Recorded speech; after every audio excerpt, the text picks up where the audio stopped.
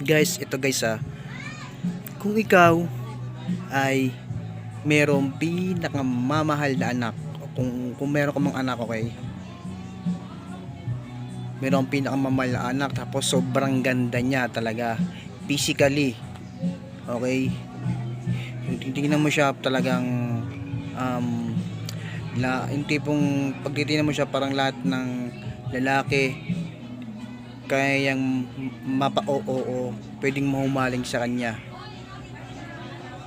So siyempre ikaw bilang magulang niya, iniingatan mo na magkaroon siya ng manliligaw, no? Paano kung one time yung pinag-iingatan mo anak sa kwarto niya, kahit nakalak yun na pati bintana, paano kung one time